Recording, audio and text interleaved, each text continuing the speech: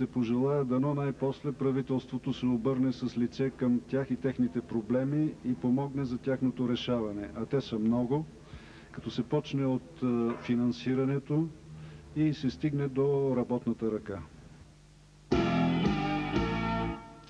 Това бе господин Геннадий Аспарухов и неговата фирма Гемар НГ. Дано всички да хапнем на коледните си трапеза от неговите много вкусни банички и сладки. Между другото, на 25-ти Федерацията на хлебопроизводителите организирала 500-метрова баница около фонтаните на НДК. Заповядайте. И късметчета даже има. Следващите ми въпроси са отново към Шени и към Наци. Господин Аспарухов спомена, че е тръгнал от инженер като образование, стигнал до сладките. Вие се занимавате с латиноамерикански танци вечер, през деня с други неща. Може ли да ми разкажете за другото си ежедневие? Аз ли? На редови дизайнер, както казва Шени и моите приятели, но преди всичко художник и скулптор също. Работя в Мобилтел, занимавам се с графична реклама. С компютри работя от доста време и с също чисто творческа работа в областта на пластиката и с керамиката напоследък. Така мога да кажа, че това са нещата, с които се занимавам последните 4-5 години.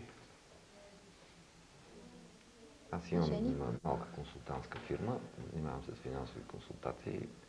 Известно време консултирах една от големите частни банки, която за мое най-голямо очудване не успя да фалира, продължава да съществува и сега. После представлявах една чуждестранна банка и сега вече се занимавам сам с тези неща. Доста далеч от латиномузиката, но пък има много общи принципи в организацията, в мениджмента, в маркетинга на нещата. Много е интересно. С други думи, това е бизнес. Да, разбира се. С какво смятате да продължите? С латинопартитата или с другите дейности? Или с двете? С трите, както казва Наци, в такива случаи. Просто всичко, за което ни остане време. Действително хубавото на Линия Латина, че хората, които се събрахме с много широки, много разностранни интереси, това много ни помага, за да не ни е скучно. Защото във всяка работа идва момент на рутина, на сивота, на скука. На нас не ни е скучно заедно и докато можеш, се занимаваме с каквото може. Така, искам да продължа отново с полезна информация за вас. Преди това да ви напомня телефоните за връзка с вас. Преди да ви благодаря за участието, бихте ли казали само по едно пожелание с едно изречение за нашите зрители? Весела Коледа и щастлива Нова година за всички! Повече веселба, повече купон, това ние ще ни отпърве. Благодаря на Линия Латина за участието тази вечер. Благодаря на всички вас, че ни гледахте.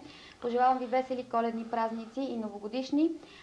Ще бъдем отново с вас на 13 януари, тогава даже имам и рожден ден, но иначе ще си говорим за строителните предприемачи. Бъдете щастливи. Искам да завърша с перифразирането на едно от днешните изказвания в материалите. Трудно е да си предприемач в днешно време в България, но си струва.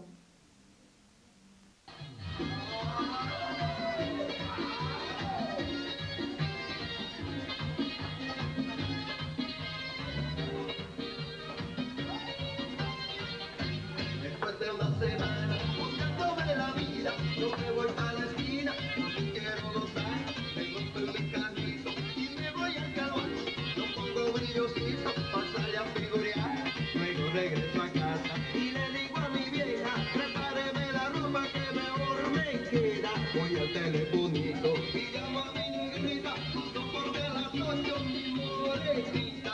Ay, mi negrita, que me trae mañana, tira por la noche, que se semana. Esta vida, hermano, esta vida rutina.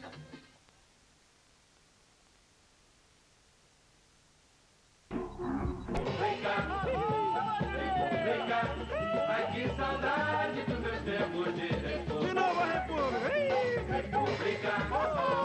República. Ai, que saudade dos meus tempos de república. Пени, здравей! Здравей, много ми е драго да сме заедно. Така, това е човекът с още няколко негови колеги, които са основали Линея Латина. Правим и нашото Латино Денс парти, Латино Денс конкурс, некъде да е именно в Бирария при кмета. Как се зароди тази идея?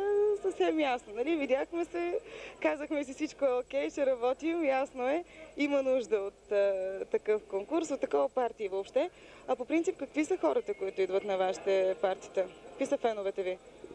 Много е интересно.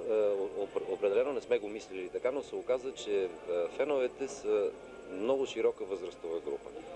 Това са първо, една част от хората са тези, на които вече им е поумръзнало това, което има в дискотеките. Другите са пък хора, които поради възрастови причини не им е удобно да се показват по дискотеки. И затова възрастовия диапазон е просто без граници. Абсолютно всички възрасти участват и е много хубаво. Разбира се, от една страна това, което ги привлича е нормално, хубавия начин, чрез танци, чрез веселие да се освободиш от отрицателната енергия. Но се оказа, че в латиното има няколко много интересни неща. Вече казах, че това е алтернатива и то е една хубава алтернатива. Като музика е много завладяваща на всичко, което сме свикнали и може би ни е по-омръзнало. Но от друга страна в латино музиката, в латино танците,